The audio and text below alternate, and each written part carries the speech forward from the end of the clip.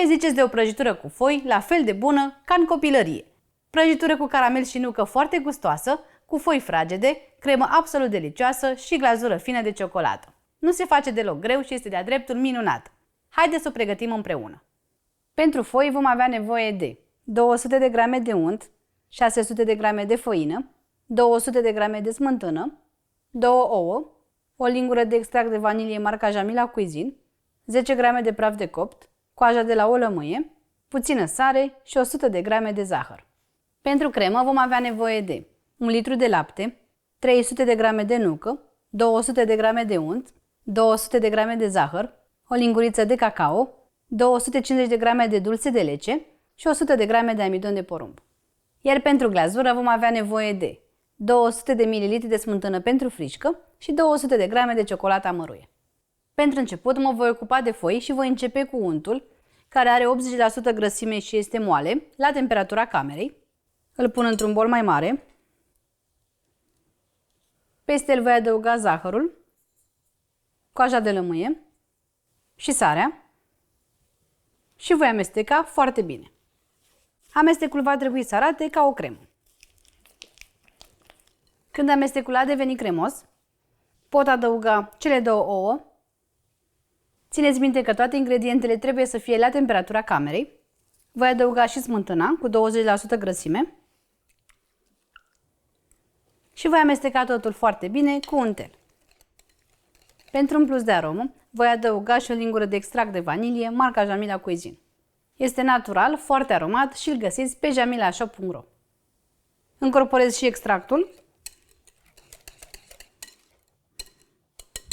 și pot adăuga făina și praful de copt. Voi începe să amestec, iar când aluatul a început să se formeze, voi începe să frământ doar cât să obțin un aluat omogen. Cam așa va trebui să arate aluatul, va trebui să fie moale, dar nelipicios. În cazul în care mai necesită puțină făină, mai puteți adăuga. Am împărțit aluatul în 4 bucăți egale, de aproximativ 300 de grame. Am pus bucata de aluat pe foaie de copt, voi pune deasupra puțină făină, aplatizez ușor și voi întinde aluatul astfel încât să am o foaie de aproximativ 38 ori 28 de cm.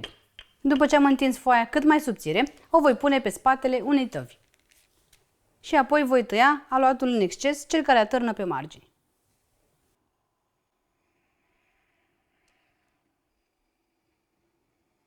O perforez apoi cu o furculiță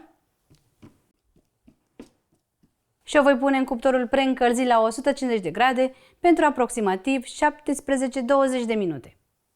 Foaia s-a copt și cam așa va trebui să arate. Foarte important este ca foile să rămână albe pentru a avea un contrast frumos al prăjiturii.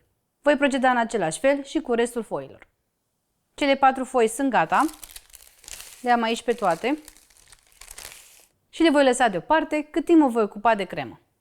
Pentru cremă voi începe cu laptele și voi pune puțin lapte peste amidon.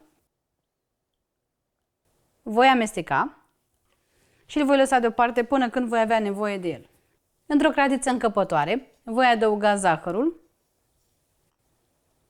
apoi voi porni plita la foc mare și voi aștepta ca zahărul să se caramelizeze.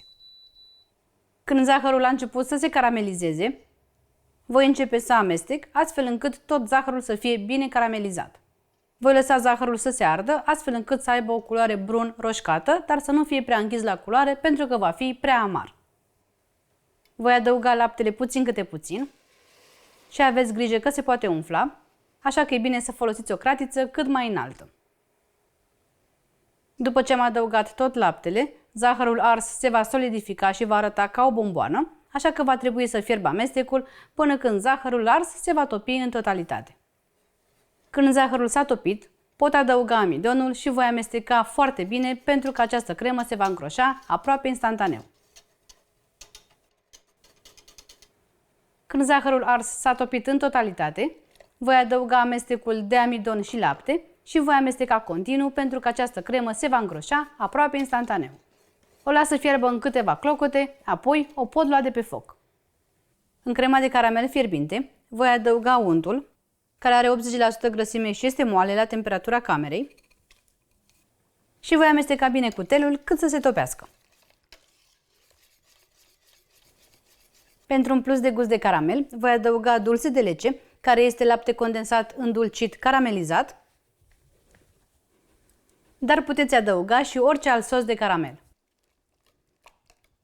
După ce am încorporat foarte bine și dulce de lece, voi adăuga nuca pe care am mărunțit-o la cuțit și pe care am copt-o înainte pentru un gust mai bun. Încorporez bine și nuca și pentru un plus de aromă voi adăuga și puțin extract de vanilie. După ce am adăugat și vanilia, crema de caramel cu nucă este gata și o putem folosi. Pentru a asambla prăjitura, am pus una dintre foi în tava în care am copt-o, am pus și o ramă pentru prăjituri pe margini, iar peste această foaie voi pune o treime din crema de caramel. O nivelez cu atenție.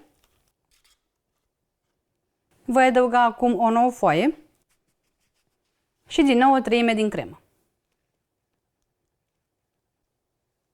Am pus și cea de-a treia foaie și aveți grijă și cum le manevrați pentru că se pot rupe destul de ușor.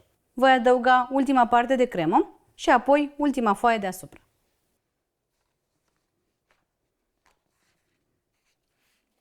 Pentru glazură voi pune ciocolata într-un bol mai mare, iar peste ea voi adăuga smântâna pentru frișcă pe care am încălzit-o până să ajungă la punctul de fierbere. Voi lăsa ciocolata să stea pentru 5 minute.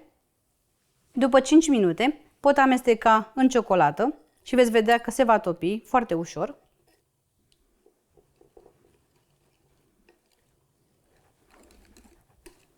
Când ciocolata este perfect topită, pot adăuga glazura peste foaie și o voi nivela cât se poate de uniform.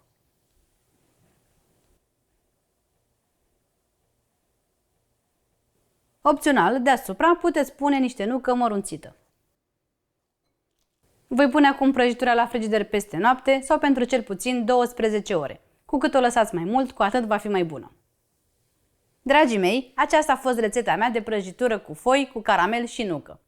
Este foarte fragedă, pur și simplu se topește în gură, straturile se văd foarte frumos, crema este delicioasă, iar glazura este fină și ușor crocantă.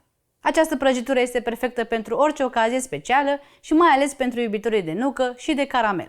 După cum ați văzut, rețeta nu este deloc grea și o puteți personaliza după cum doriți. Prăjitura rezistă fără probleme la frigider pentru mai multe zile și cu cât stă mai mult, cu atât este mai bună. Sper din suflet să o încercați și voi cu prima ocazie și să vă placă. La revedere!